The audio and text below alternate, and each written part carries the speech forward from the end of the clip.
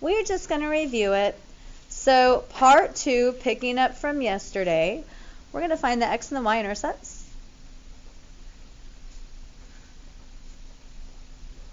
So we're not going to be looking at a graph. We're going to find these attributes algebraically. So remember, x-intercepts and y-intercepts, they're pretty different. And we approach them differently. For your x-intercepts, you're going to let y be 0, and you're going to have to solve. So there's some solving work when you're finding x-intercepts. For your y-intercept, x is 0, and most of the time it's pretty easy. Most of the time. It's just order of operations.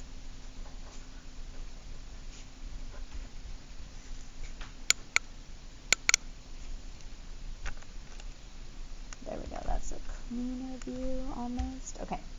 So also remember for x-intercepts, you can have one, several, or none at all. For your y-intercept, 99.99999% of the time, you're only going to have one. A majority of the time for functions, you're only going to have one. All right, let's do a couple of examples. Here is example 1. So please write f of x equals, and we're going to have a fraction first. Your numerator is going to be negative 2x to the third plus 4. Your denominator is just a 3. Speaking of a fraction, remember we were like restricting because you couldn't have a 0 in the denominator yesterday? Y'all, this is just a number. I don't have to worry about restricting anything on there. We know what that denominator is. It's 3. Okay, let's go ahead and replace f of x with the number 0.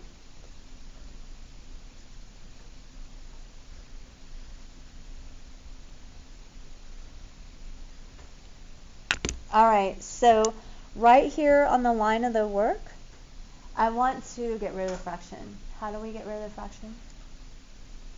What do we do? Very good. We're going to multiply everything by 3 in our head. So remember, when I multiply this side of the equal sign by 3, that denominator is going to go away. Over here on the left side, that's 0 times 3, that's going to stay 0. So here's the next line of our work, and I really wanted to be over here, so I'm going to scoot my work over. I don't know why I'm floating out there like that in the middle.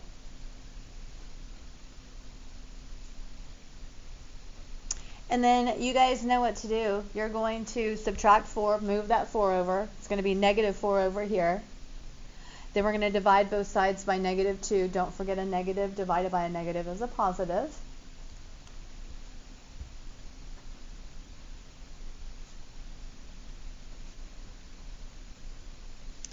All right, I'm going to divide both sides by that negative 2. So here's what I got.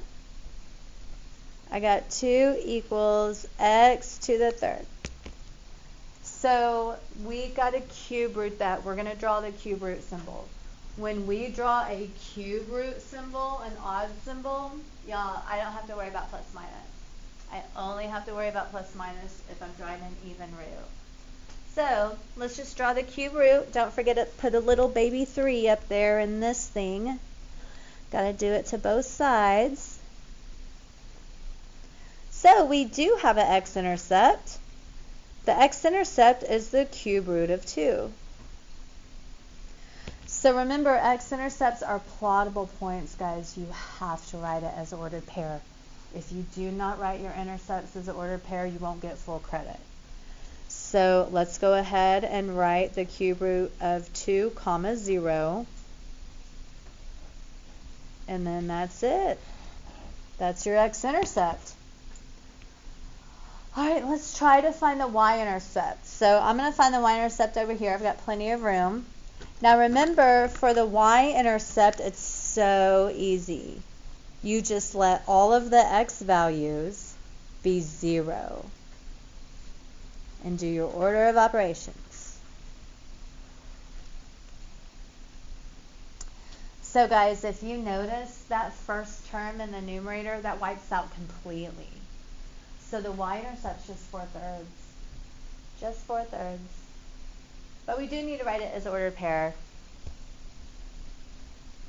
Let me just write this simplified equation first. So f of x equals 4/3. So we know it's going to be 0, 4/3. And there's our y-intercept. Any questions on that? We're going to do it a couple more times. Let's look at our next example. I am going to try so hard to just keep it right here. Let me section this off. So I'm going to fit example 2 right here. Try to save some space here. This pen is not right here. There we go. All right, here we go. Example 2.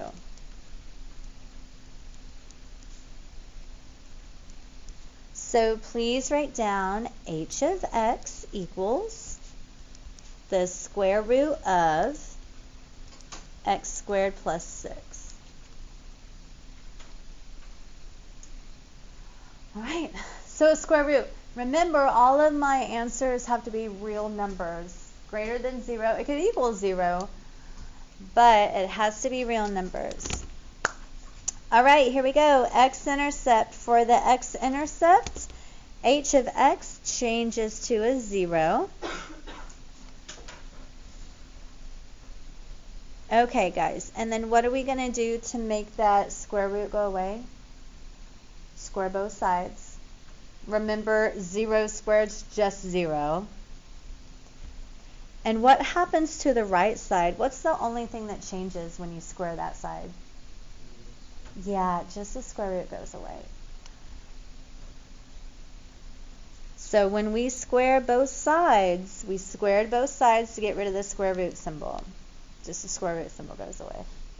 All right, let's solve for x. Move the 6 over.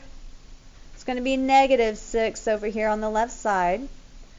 And x is squared, so we're going to draw an even square root, so we have to draw the plus minus. So as we draw this square root with the plus minus, I hope that you are seeing that you just tried to take the root of a negative number. And there's no negative imaginary numbers on a real coordinate grid.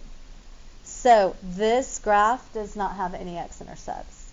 So if they don't have any x-intercepts, you have to write the word none or not any or something. You have to let me know that you understand there are not any x-intercepts for this equation.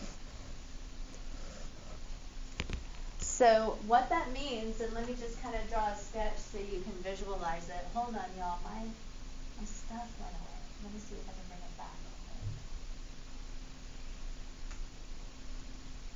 There it is. Okay. So this is possibly what this graph is going to look like. So it is a function. It just starts above the x-axis and it goes up, so it's never going to cross the x-axis. So it's okay that we have none. Let's take a look at this y-intercept. So h of x equals, so let's drop in 0 where x used to be. So that's going to be 0 squared plus 6 under the parentheses. I'm sorry, under the square root symbol. Under the square root symbol. If you notice, that first term gets wiped out again. So the y-intercept is the square root of 6. It's not a perfect square, but it's positive, so it's fine. Let's just write it as an ordered pair. So the y-intercept is 0 root 6. Just like that. Any questions on this one? Okay, I've got one more. I'm going to slide and divide. I'm going to factor. I just want y'all to get as much exposure to that as possible.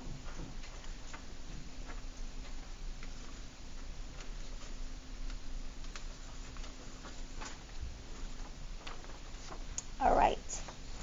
Example 3. Last example for part 2.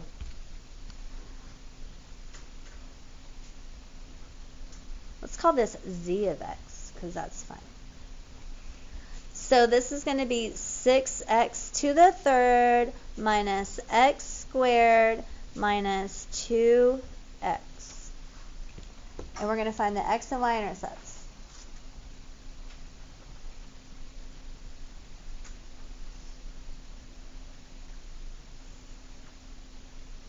So hopefully, as you wrote this, you were realizing that you wrote the letter x a bunch of times. So there's a GCF here. What is the GCF? Yes, just a plain x.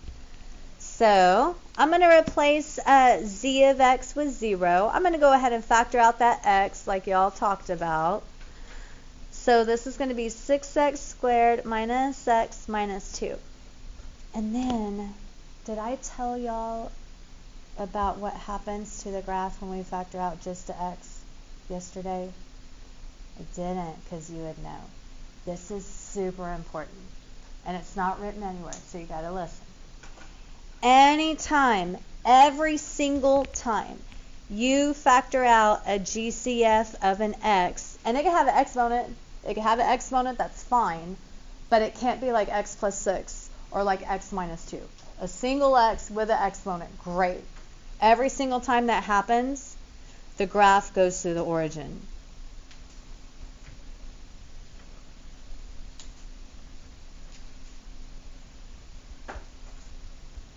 So if you're looking at a problem, guys, and every single term in the problem has an x, it goes to the origin. If every single term has an x, it goes to the origin. And what's so special about the origin? It's a double intercept. It's the x-intercept and the y-intercept at the same time. So we already know the y-intercept for this problem. It's 0, 0. So exciting. So fun. Let's go ahead and keep going, guys. So this is factorable. I'm going to slide and divide when I do this. Here we go.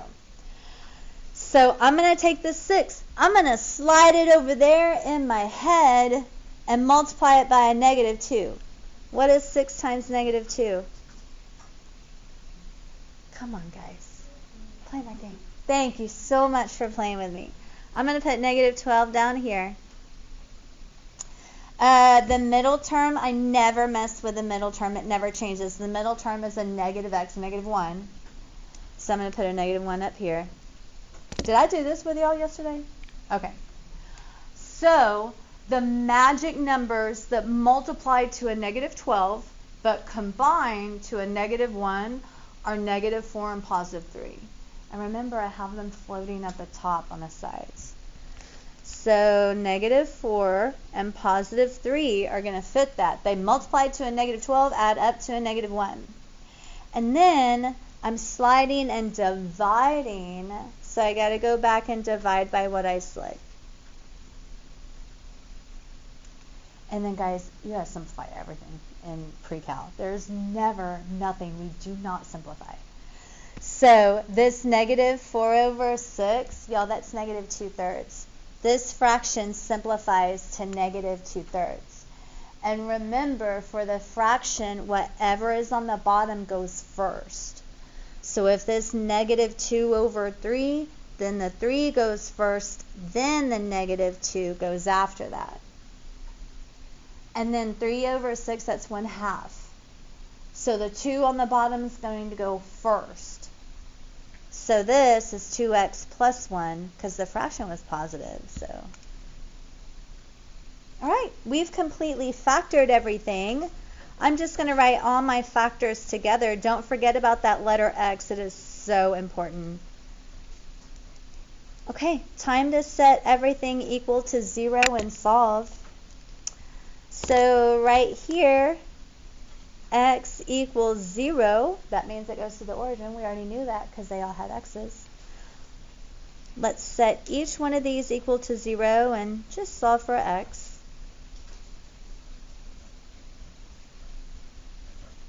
So x equals 0 for the first one. Move the negative 2 over. It becomes positive. Divide by 3. Our second x-intercept is positive 2/3. For this one, move that 1 over. It's going to change to a negative. So this is negative 1/2. And guys, just remember we do need to write it as an ordered pair. So here we go. X-intercepts 0, 0, comma, or a semicolon, 2/3, 0, and then negative 1/2, 0. So if you notice, it was not a coincidence that this polynomial had a degree of 3 and you had 3 zeros. That is a direct correlation. And I said the word polynomial on purpose. It's not for those other weird ones we just did with roots and fractions. For a polynomial, that's a good way to check to make sure you did it right. If that's the degree of 3, I got 3 answers. I'm feeling really good about that. I'm going to box that in. And then I'm going to find the y-intercept. And yes, I'm going to find it. It is right there. I could just recopy it. But I just want to show you how it does wipe out to 0. So for the x-intercept, or for the y-intercept, remember we let 0 be dropped in for all of these x values in this polynomial. And then there you go, guys. See, it all gets wiped out. So I know my y-intercept is just going to be recopied as 0, 0. Are there any questions on that? X and